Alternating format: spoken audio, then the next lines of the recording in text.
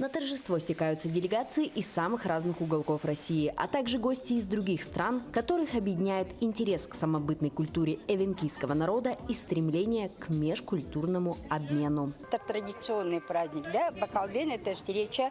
Может быть, для многих это покажется странным, но это встреча Нового года. Праздник души и наверное, связанный с той же жизнью традиционной, да? Чем-то поделиться, что-то сделать. Обменяться, кстати, племенными оленями, чтобы кровосмешения не было. За этим тоже надо было следить. Так что целей много у этого праздника. Ну и, конечно, это встречи, это душевные разговоры. Важным пунктом программы первого дня стало открытие второго молодежного суглана «Эвенков России». Суглан – это не просто собрание, это голос молодого поколения, площадка для смелых идей и совместных решений, где звучит живая речь на родном языке, где молодежь берет на себя ответственность за сохранение культурного наследия. Здесь рождается диалог между опытом старших и энергией юных. Я на самом деле впервые на Бакалдыне. Честно говоря, у нас такого праздника как-то не было. У нас Мучун празднуется, конкретно в Красноярском крае, в Венки.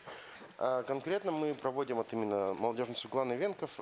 Он посвящен у нас традиционным ценностям. Это семья, да, как основа всего, как основа сохранения языка и передача традиций. Старт работе дала пленарная дискуссия «Эвенкийская семья. Традиции, воспитание, уважение, преемственность поколений». Сегодня сохранение культуры и традиционных ценностей наших народов, они сталкиваются с вызовами, связанными с глобализацией, да, со сложной международной обстановкой, которая вокруг нас, и социально-экономическим развитием северных территорий, развития Арктики.